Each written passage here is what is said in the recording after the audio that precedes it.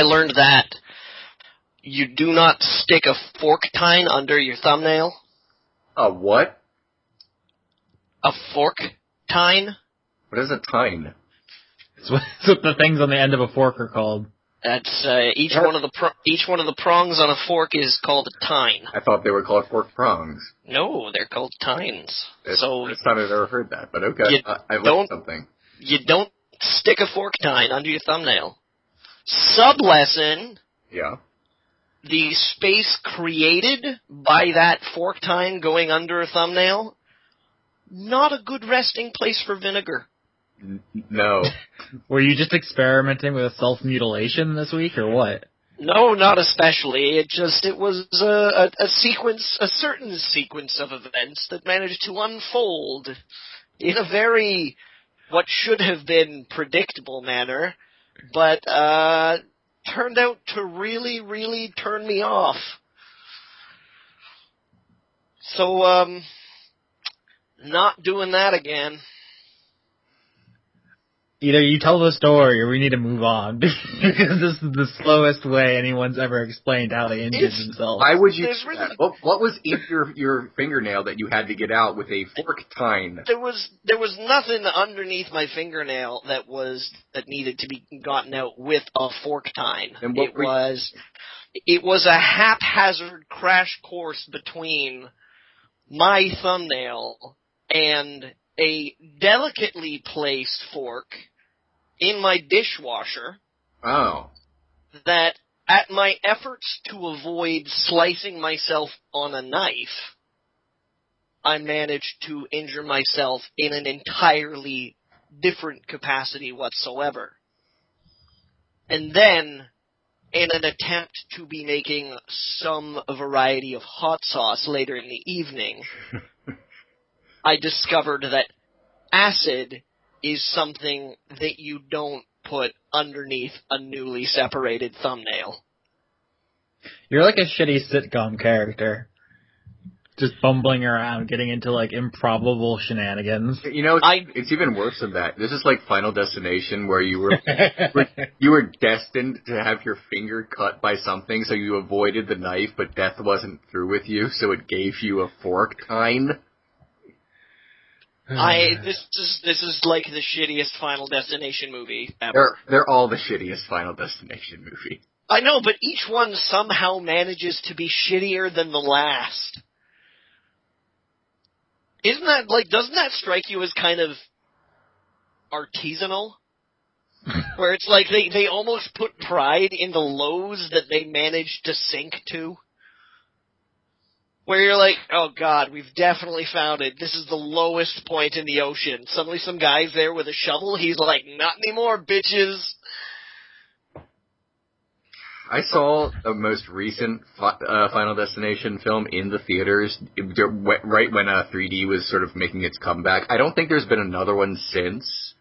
I could be wrong about that. I think the Final Destination is thus far the Final Destination. I was sitting in the theater and I'm like, oh, come on, can't we have just one more destination? And then the title came up and it's like, no, this is the Final Destination. And since then, there's been no more destinations. I was always under the impression that the Final Destination would be a straight-to-DVD release. Like, it seemed like that's where the road was going. That was its destination. That was going to be the Final Destination for the Final Destination. Ladies and gentlemen, welcome to Word Funk. You asked us for another episode. You begged us. You pleaded with us. You sent fan mail with inappropriate shirtless pictures, Taylor. You insisted we do another episode this week, and we, having already decided to do that because this is a weekly show, answered your call. We're here to do it for you. We're here to do it to you. We present to you the funniest, most talented, and all-around best men for the job. Also, we have Austin Yorsky. Guys, how you been? You're an asshole, Leon. Okay. All right, let's do this. So, earlier today, everybody listening, we're recording this on Tuesday, so it's relevant right now, but not by the time I upload this tomorrow, because that's how our world works. Earlier today, Zack Snyder, the man who brought you Watchmen, Oh, sorry, did you say Zack Snyder? I did. Did I say I got all my complaining out? Because I meant I was just starting. I know Johnny is going to have a lot to say. Zack Snyder, the man who brought you 300, Watchmen, and the Tears of Dying Orphans, posted a picture on his Twitter from the set of something, I think it's the set, of the as-of-yet untitled Batman vs. Superman movie, which may end up being titled Batman vs. Superman, but it's not official, really. In the picture, we see Batman standing next to the Batmobile, looking somber, looking sad, looking like he's brooding. He's Batman, so we know what tragedy always dominates his thoughts. Community was canceled.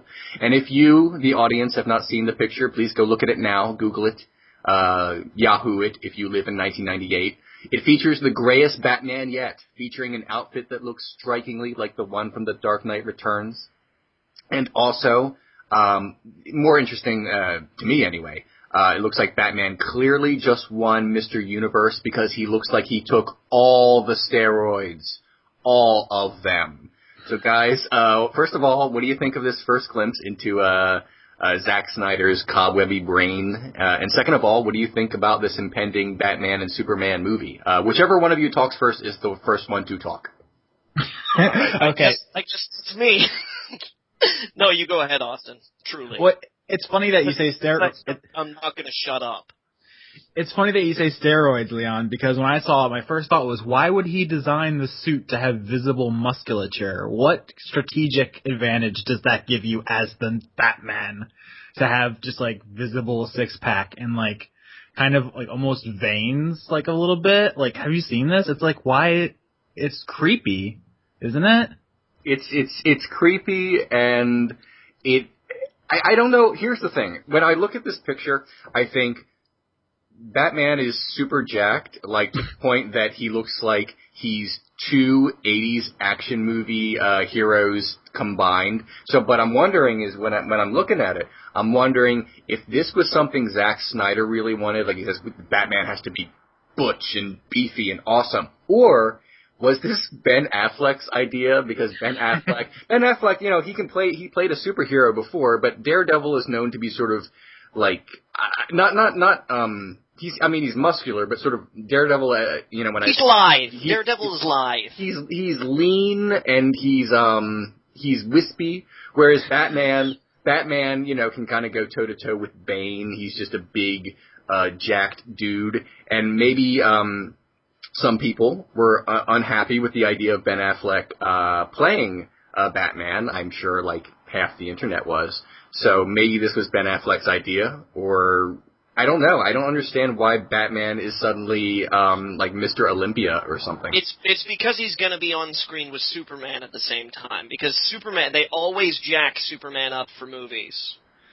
If you actually look at the character development of Superman from, like, the 1980s comic book to, like, what he looks right now, dude's been roiding. Like, so hard. Does it even matter? I mean, Superman's power doesn't come from his muscle mass. That's, like, some yellow sun shit. It's the visual aesthetic, right? It's the visual aesthetic. And, I mean, I'm assuming that both of you have seen Man of Steel. Why would I watch that movie? I did watch it. I made an episode about it. I had a problem with it. Austin, you must have watched Man of Steel because you obviously hate yourself. No, I avoided it because it looked terrible. Well, I don't blame you. But I mean, surely you've seen the stills from it, and Henry Cavill is a pretty luscious hunk of man meat in that spandex. I'm not ashamed to say it. I'm like, I'd go to Krypton, if you know what I mean. So if, like, if someone's like, yeah, we need you to be on screen as Batman with Henry Cavill, and you're, like, looking at these stills from, like, Man of Steel, like, that Henry Cavill? Yeah, that Henry Cavill. Only, like, he's been working out like crazy. Dude looks amazing these days.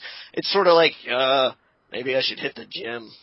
Well, it's one thing if Ben Affleck is jacked, like I assume he's going to get pretty in shape for this role, but to have the costume have visible, like, muscles and stuff is kind of weird, isn't it? I mean, correct me if I'm wrong, I'm no comic book expert, but he gets the Batman equipment through the company, which is like, does like military contracts and stuff. It's like modified body armor and whatnot, right? Why would that have like Muscles? visible abs and stuff? Yeah.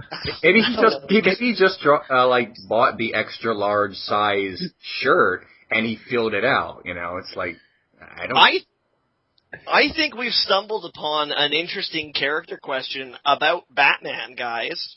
It speaks to an insecurity? As the only member of the Justice League who doesn't really have any superpowers, okay, I know that there's probably another Justice League member that doesn't have any superpowers, and a comic book nerd is going to leap all over me in a second here. Oh my God, Green Arrow so much. Oh God, you screwed it up, Johnny. Oh, God damn it.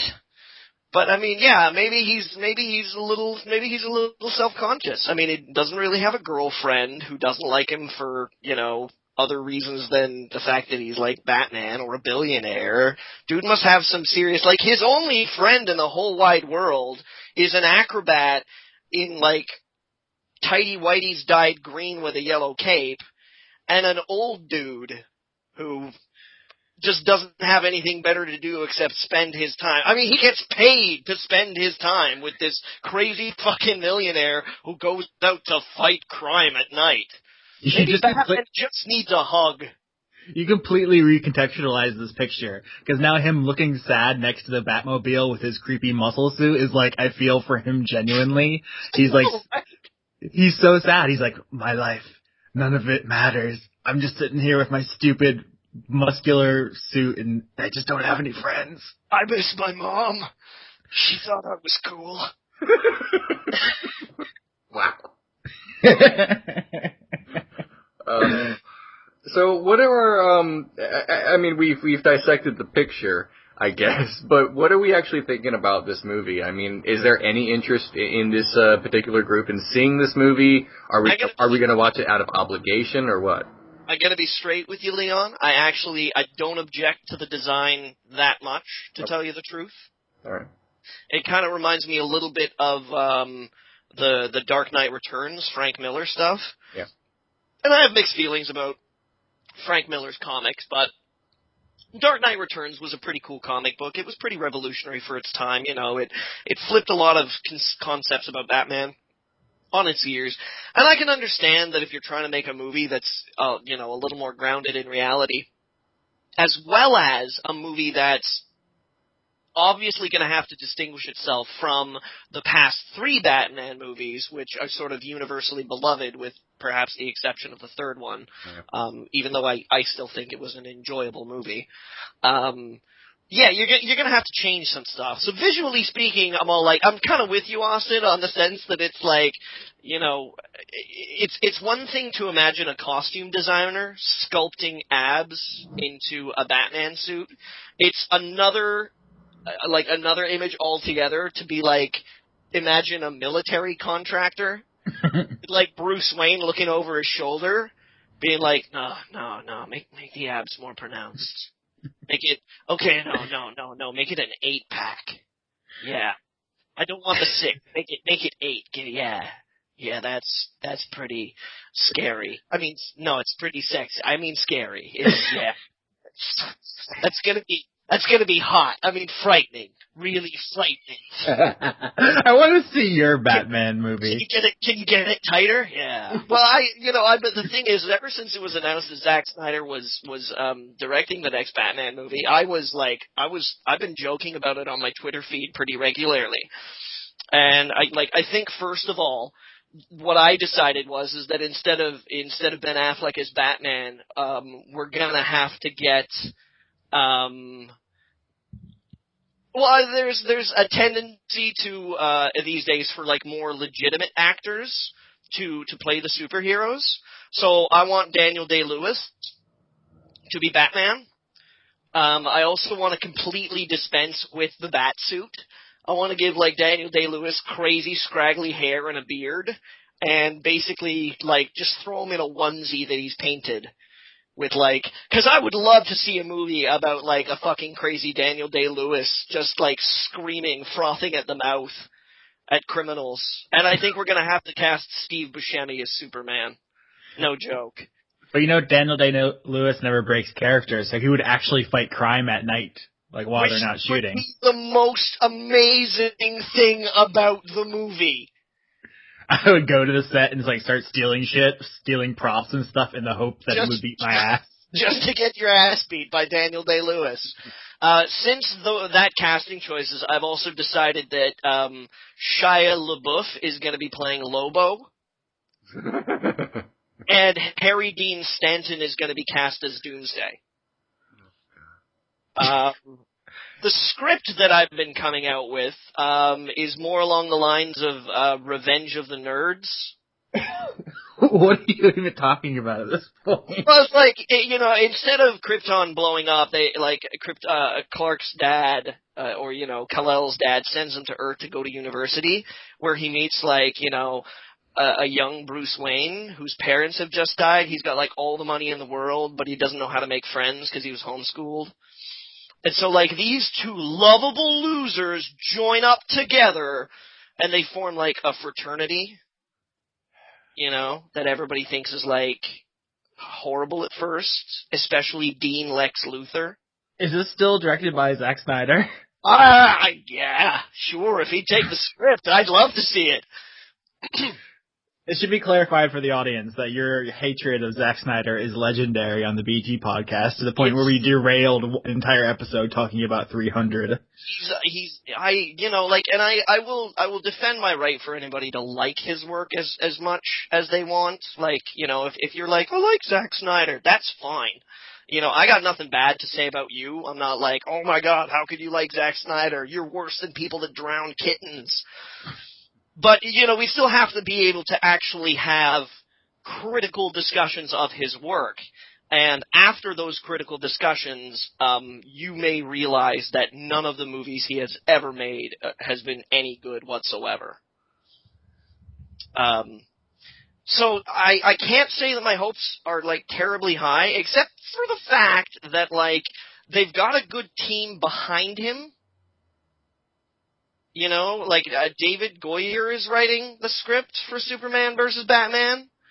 Okay, yeah, so David Goyer is writing it, and David Goyer did write, the Batman Begins trilogy, and granted, he also did write Batman versus Superman, which, not Batman versus Superman, he wrote Man of Steel, which I did have, problems with.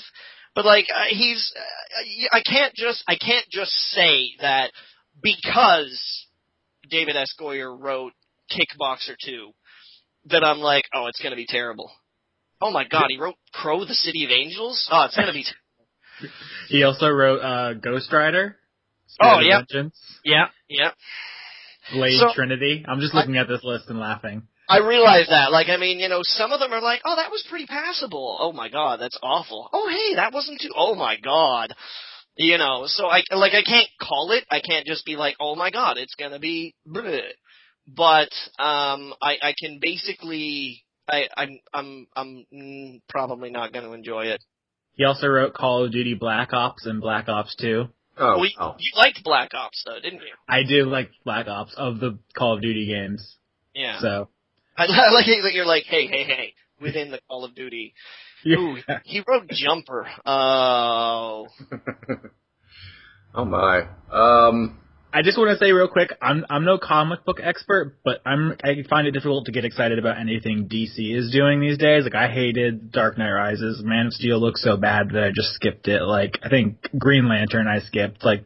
All of their shit looks terrible these days. I just like that scene in Man of Steel where he falls off the spaceship. Yeah. Oh man, arms spread out wide. I'm just like, okay, subtlety. Yeah, right.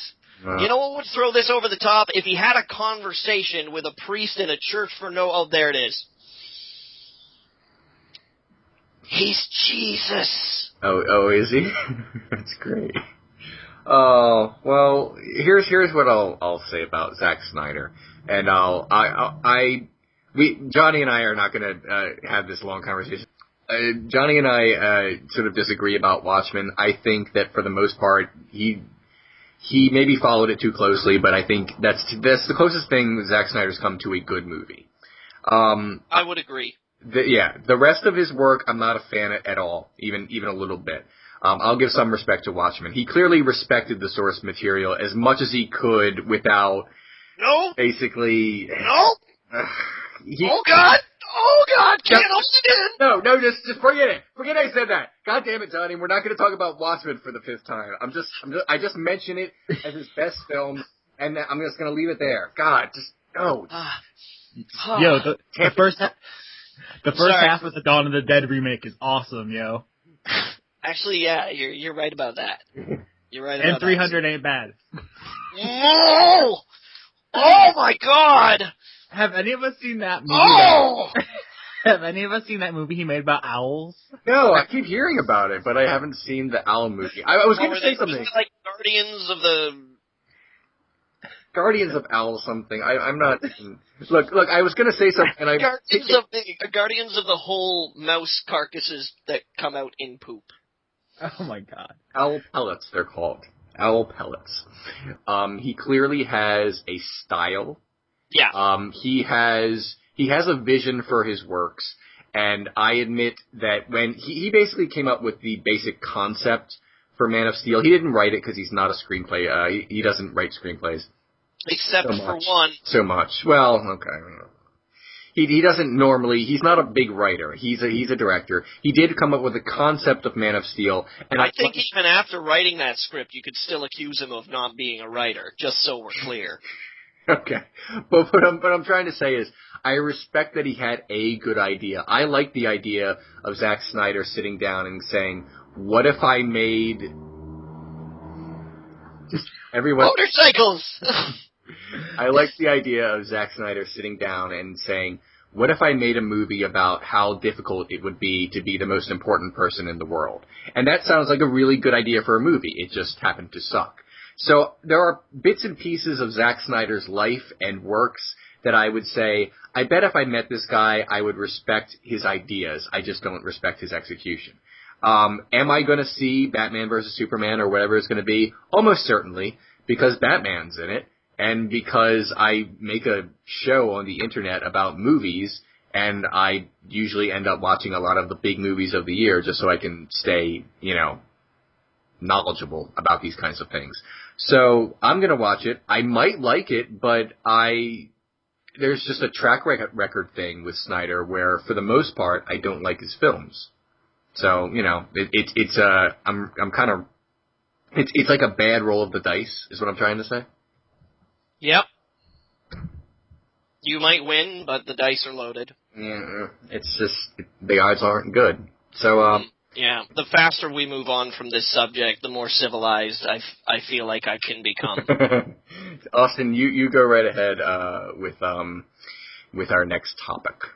All right. Well, anybody who listened to the BT podcast knows our opinions on the console market, specifically that Johnny doesn't think it matters because PC is the best. And that I never said it didn't matter. I just said that anybody with any degree of taste would sidestep it. I've been disappointed in a lot of the moves going on. The Wii U's kind of floundering. The PlayStation 4 seems fine, but, it doesn't have a lot of games yet. And then we have the Xbox One, which I just went apeshit during the original announcement and then again at E3. And of all the things I complained about, they've basically turned around and repealed all of those decisions. There's only one or two missteps left for them to undo, and it appears they basically have finally taken those steps, proving once and for all that I am always right. I'm always right, guys, about video games. Great. You're allowed to be excited about that. Congratulations, Austin! Okay, the Xbox One. They're going to start selling it without the Kinect 2.0, which is going to cut off a big chunk of the price, and it's going to keep you from having a creepy NSA spy camera in your house. Are we excited about this? Does this change anyone's minds on the product? A little. For me, it's one day I will be finished with playing my PlayStation 3 and regular Xbox 360 games, and I will have to get a new console because I will be done with these. And when I do get one, I'm going to have to look at their game library, and that'll be years from now, so we'll have a general idea of, like you said, PlayStation 4 doesn't have a whole lot of great games yet, and probably neither does Xbox One. It's just too early. And Wii U has been around for a while, but it still doesn't have a lot of great games.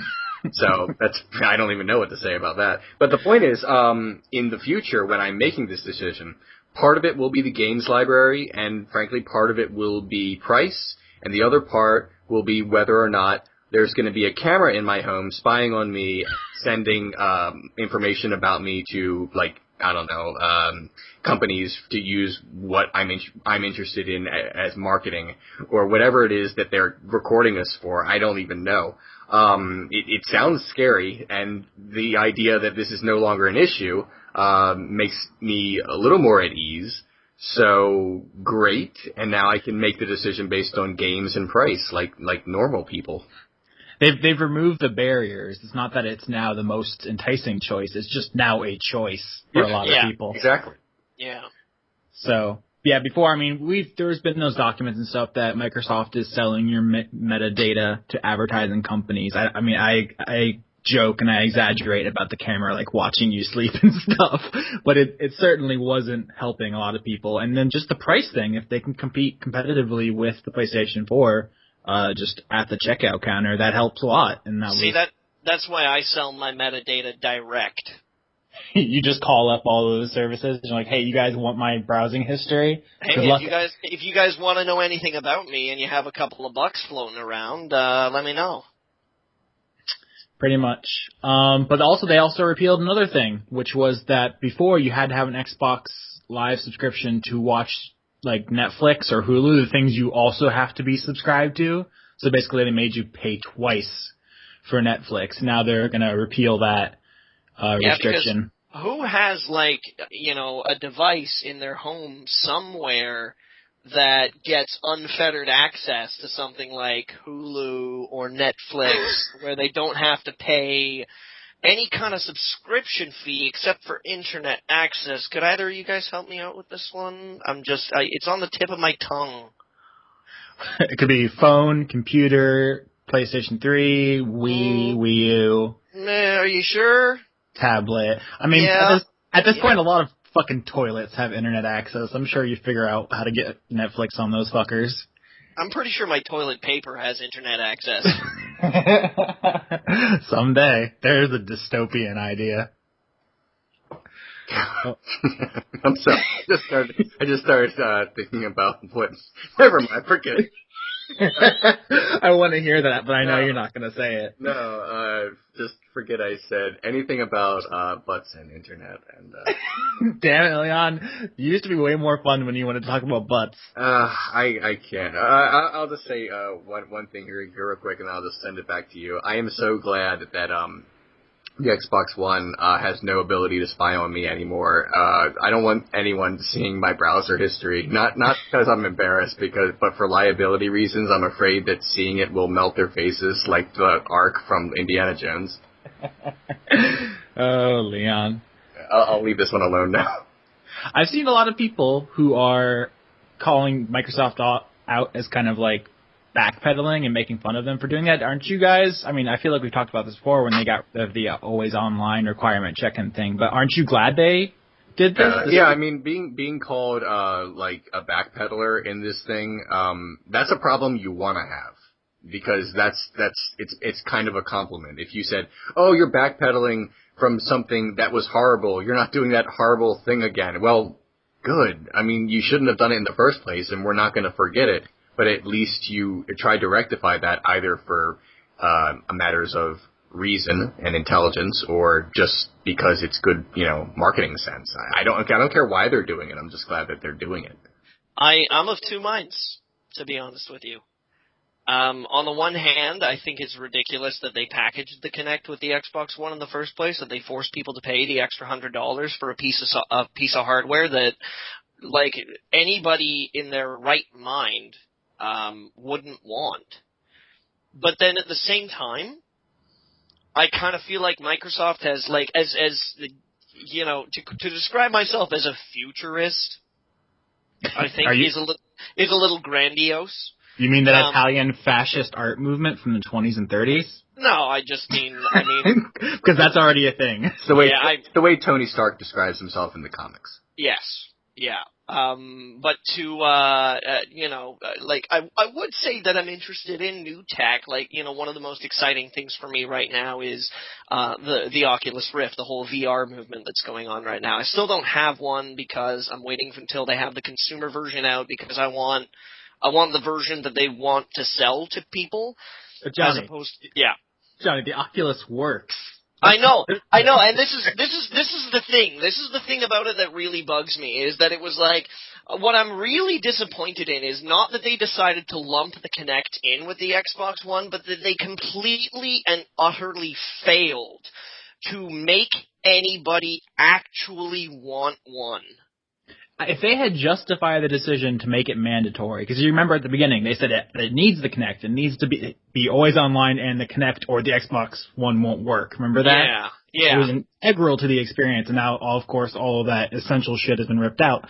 But they said that, and then they didn't provide any real justification. They didn't release any must-have Kinect titles. Like, not even like, they didn't even show you why, like, okay, great, the Kinect's necessary because navigating the dashboard with your hand. You designed it that way, asshats. Yeah, that's not a limitation on what the system can do. That's a limitation on what you've allowed the system to do. Exactly. But, that's the biggest problem for me, was that if Microsoft dropped the Kinect and they suddenly proved that they were backing it, they were behind it, and that Kinect 2.0 worked, and you could actually do neat new things with it instead of just dance, then I would have been a little bit more amiable to the concept of the Xbox One. But as it stands right now, it seemed to me like that they were behaving exactly the way that they were behaving with Windows 8. Where it was like they pulled sales of Windows 7 because they wanted people to buy Windows 8 because it's good, because we told you it was good. Yep. And it felt like the same way with the Kinect, where they were like, hey, we spent this much money making this, young man, and you are going to buy it whether you want it or not. Yeah, I was prepared to accept that the Kinect is worthwhile if they proved it. Like with the Wii, when Nintendo was like, the Wii is the future of gaming, I was like, no, it's not. That looks stupid and terrible. And then they showed some games that were really worth it, and they're good, and they're fun, and they justify that hardware to me. And then I was like, oh, okay, my bad. Sorry about not trusting you. But there's no Kinect game worth buying a Kinect for, and it's been 6 years since they debuted that tech or something? 5 years? Even if you want to go on and just reduce it to the launch window of the Xbox One. I'm talking back to the I know, but we're talking like the Kinect 2.0 because, Kinect 1.0 was a total disaster. They didn't they didn't estimate what kind of space most people played video games in. It was really theoretical, and it did not work. And I've heard better things about the Kinect 2. The problem is that I haven't heard enough about Kinect 2.0 because nobody's using it. Nobody is like, oh yeah, this game for Kinect 2.0 came out, and you know what? It's actually a really improved experience. Actually, the one Kinect game that looked promising is the one that Harmonix is making. Do you know what this game? The Fantasia game? Yeah, you mean the one that's not out yet? Yeah, and when it was announced this morning that they were dropping the mandatory Kinect, one of the Harmonix guys, Nick Chester, he used to work here at Destructoid, on his Twitter, he was just like, oh, well, thanks for telling us.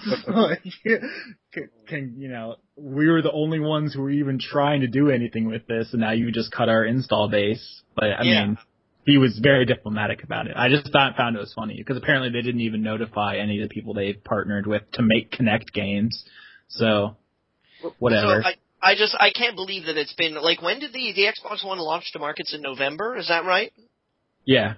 Yeah. So, all right. 6 months ago? 6 months ago. So it's been 6 months, and they didn't have anything in the pipeline to prove that you wanted to spend the extra $100 for this glorified fucking spy camera?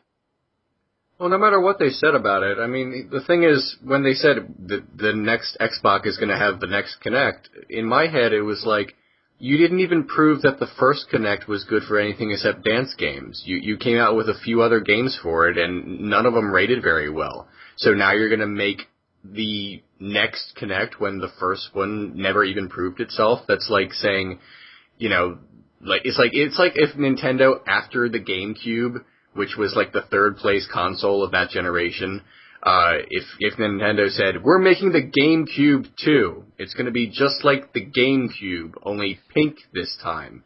It's like I mean, the GameCube didn't fail, and technically I guess the Kinect didn't fail, but it didn't prove itself to be a big deal. So when they said, we're making the Kinect 2, I was like, ugh. And they said, and you have to buy it. It's like, you've given us the same thing we didn't want before, but put a 2 on it and made us pay for it. I mean, I'm sorry, but this seemed almost doomed from the start. I mean, were there any expectations for this? Any high hopes? The thing is, though, is that I feel that a lot of the terrible press that the Kinect, and by association the games for the Kinect that came out, a lot of that bad press was because the tech never worked very well in the first place. And granted, it's a fucking stupid and shyster snake oil salesman move to be like, the Kinect 2.0, this time it works. And it's essential. They can't take it out, or it's just the whole thing falls apart, except for when it doesn't. Yeah, I mean, you can't come to the consumer and say, we learned our lesson. This time we made it so that it works properly, and you have to have it. You actually need proof of concept. You need to be like, Kinect 2.0, it works, and it's fun, and I'm not going to tell you why, but I can show you. But no, remember at the reveal event, all they showed us is how you can watch sports on it, remember? Yeah, and apparently there's some guy on Call of Duty right now who is just absolutely trolling everybody because his username is Skype on. Yeah. All the voice recognition shit is hilarious. Yeah, it's pretty awesome. But I mean, if they had come to the table and were like, we know we messed up, the new version works, it's included with the Xbox, but you want it included, and let me show you why. That would be a different discussion. Instead, it was, and it's included with the Xbox, so just sit down and eat your dinner, because if you're not with Microsoft, then you're not with anybody, and you're going to buy this Kinect if we tell you to buy it. And that's, I mean, is it any wonder why they're backpedaling? Is it any wonder why they're lagging behind PS4 sales globally right now? Although, granted, their global sales are, global, as in, like, maybe these 10 countries or something. I don't remember how many the Xbox is selling in right now, but I remember their release schedule looked cryptic, to say the very least. Mm. But it just... If they had shown us why it was necessary, which just speaks to absolutely how half-baked the whole concept was. They weren't really excited about the Kinect. They didn't have great ideas for the Kinect. They didn't have phenomenal games in the pipeline. They had just spent a lot of money on some tech and decided that they needed to recoup some losses, so they forced people to pick it up without any real plan to use it in the future. And that's an ass-backwards way to do business, and I hope they get dinged for it. Yep. All right. Yeah. Not much else to say. I guess when it comes down to it, like Leon says, sometime in the future, it'll be like, do you like Infamous and all these Uncharted games, or do you want Titanfall and Halo? And that's probably the way it should be, although, once again, PC beats everyone. Or do you want to play outside? Outside the lines. Oh. Okay. With the entire library of PC games for all time. Absolutely. So there's a few things I want to say before we go. First things first. The scariest thing about the Oculus is that it's called the Oculus. No. The company is called Oculus. Okay. Well, I'm sorry. The product is called the Rift. Okay. Then the scariest thing about the company Oculus is that it's called Oculus. That's what it sounds like when Skynet goes down. something called Oculus will like take its place, and then like the resistance says, yeah, we've got to drop the nuclear core into the Oculus.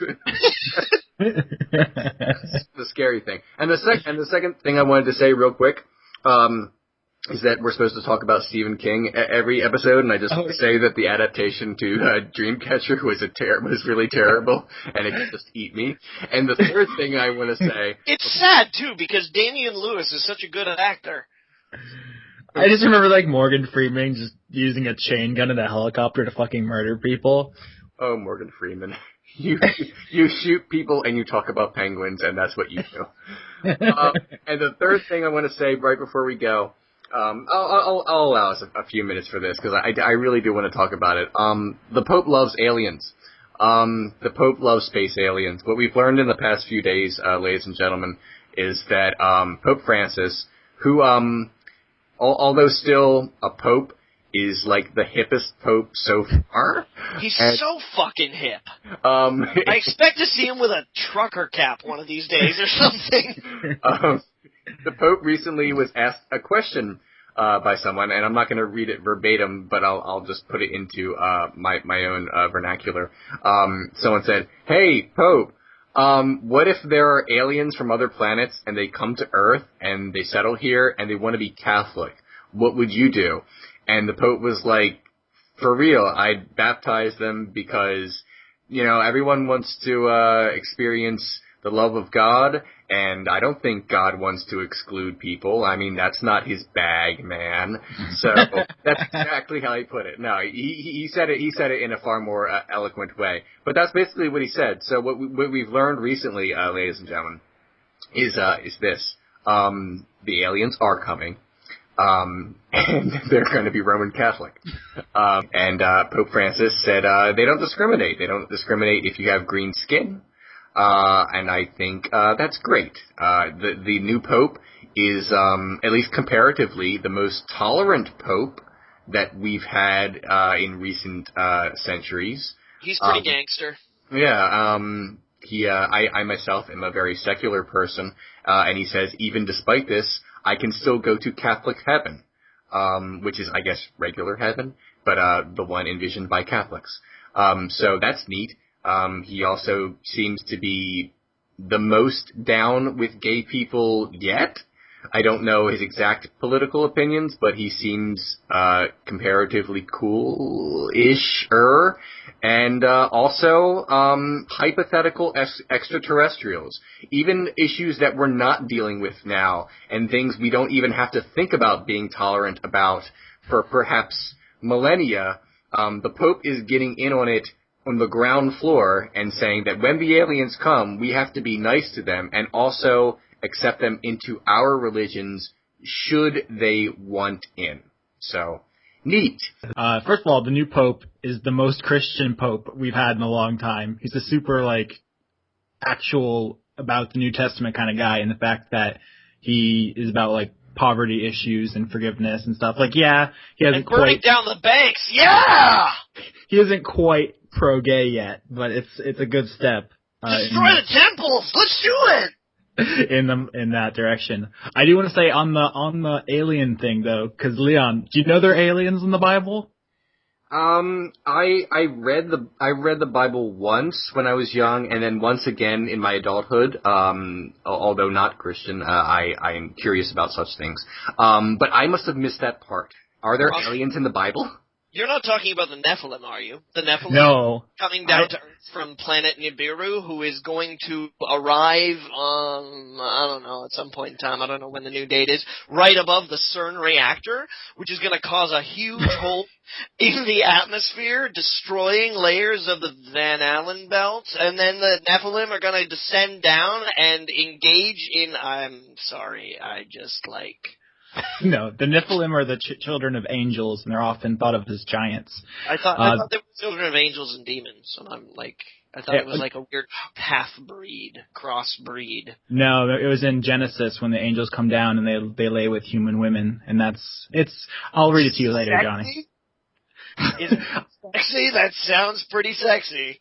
It depends on which angels, because as I'm about to explain, there's a bunch of different kinds of angels. Yeah. And my favorite depiction of them is in the book of Ezekiel, which is Old Testament. I mean, if I have the quote here, I pulled it up while you were talking. As I looked, behold, a stormy wind came out of the north, and a great cloud with brightness around it, and fire flashing forth continually. And in the midst of the fire, as if it were gleaming metal. And from the midst of it came the likeness of 4 living creatures. So you have gleaming metal coming from the sky and creatures getting out of it. If that's not aliens, I don't know what is, but usually biblical scholars say they're angels. I just think that's the coolest part of the Bible, because Ezekiel is a fucking nutbag, and he just hallucinates aliens. It's fantastic. Or did he? Also, Ezekiel is the one where they talk about horse dongs. Do you guys know about that? It ain't a book until there's a paragraph about horse dong. That's what I've always said. Well, that's what someone has to ask the Pope about next. About the horse dongs? Yeah, it's like, what about, and apropos of nothing, just walk up to the Pope and say, Pope, what about the horse dongs? What about him? He might have and the amazing thing is when he was asked about the aliens, it seemed like he had an answer like that, you know? He didn't hem and haw about it and give it a great deal of thought. He was like, of course, aliens. So if you ask him about horse genitalia, he might have something ready for us. At the risk of being serious about this for a second, because it's a little difficult to be serious about a pope theorizing on baptizing aliens, but I think it at least demonstrates that he's obviously the most forward-thinking pope. I mean, what other response could he have had? He'd be like, "No, Jesus don't want them bitches." Like, well, I mean, I just mean that there's probably a lot of people who religiously feel kind of threatened by the concept that there might be other life in the universe. Yeah, that's what Contact was about, I think. As far as I remember, it was about something. But I mean, it more or less basically means that we have to accept that we're not at the center of everything, right? Which some religious outliers very fervently believe. So in order to be like, aliens? Fuck yeah, I'd baptize that in a second. Bam! It might lay a little bit of comfort where it's like, oh yeah, even aliens can find the goodness of the Lord. Because then if it's like the aliens land fucking tomorrow, the Pope be like, I told you so! Holy water for everybody! But what if they... I'd like to say your Pope is like 1930s jazz hall Leon. And my Pope is like used car salesman. I think what's fascinating is that people think that I don't know how long into the future it's going to be before we human beings interact with extraterrestrial life. Maybe we never will. But if we do, I think it's fascinating that people think that when the aliens land, they're going to be really interested in acclimating to our culture. Exactly. They've had intergalactic space flight or whatever to get to us, and as soon as they show up, they're like, you know what? Your God seems cooler than our God. They're going to show up and they're like, no, we really want to be Jehovah's Witnesses. That one sounds good. I've seen this Doctor Who television show, and you must tell me more about it. Yeah, I'm pretty sure we would be much more interested in their culture than they would be in ours, because assuming they are landing on our planet in this situation and not the reverse, because that would mean they're more advanced than us, right? Yeah. I mean, I guess if we find them in a distant galaxy and they're like the, alien equivalent of like cavemen, then they might be more interested in us, and because we come from the sky. Hey, prime directive here. No, you know what? I don't think we're gonna adhere to the prime directive in the future. I'll get mildly serious about the prime directive here, if we can get serious about alien religion. If we find walking, talking human, well, not human, but human-ish creatures sentient creatures on other planets, I don't think we're gonna quietly study them from afar and just completely leave them alone. We are walking right up to these guys and, like, doing the Vulcan salute. Sup, G? I love how your astronaut is from, like, 1994. Absolutely. It's obviously a Damon Wayans production. Okay. Do we think it would happen in the other direction? Like, we show up on their planet and we're like, oh, hey, can we join the Church of Gorfinax? Like, would that be a thing? Most of humans would convert to their religion? I would love to join the Church of Gorfinax. I hear they have great sermons. I don't know. Why would we assume theirs wouldn't be as legitimate as ours? I think that'd be interesting. Well, I wouldn't personally, but that's just because of how, quote unquote, legitimate I consider religion on Earth to be. Okay, well, but maybe on the planet of the Gorfinaxians, they've proven the existence of their god, and like if so, I'd be like, geez, all right, yeah, you guys figured this stuff out. Leon, you were all wrong. Pay no attention to the man behind the curtain. Okay. Wait, are you saying if an alien race could prove the existence of their deity, you wouldn't convert, Johnny? I guess it would depend on the extent of, like, omnipotence of this deity. If Lord Gorfinax could bend this is our deity, and Lord Gorfinax can spit like 30 feet. I'd be like, yeah. I guess it would depend on Lord Gorfinax's, like, basically agenda for us. Like, if this Lord Gorfinax, God, I can't believe I keep saying it. It were like a benevolent a god, and he was like, I'm super cool and I'm way better than the Judeo-Christian thing. And by the way, he's not real. It's all about Gorfinax. Then I'd be like, you know what? You got my vote. I know you don't vote for gods, but you got mine. And I've converted everyone to Lord Gorfinaxian, so I can't even say my own made-up deity's name. Ladies and gentlemen, stay Gorfinaxian. We have to go now. All hail Gorfinax. All hail Gorfinax. All hail Gorfinax.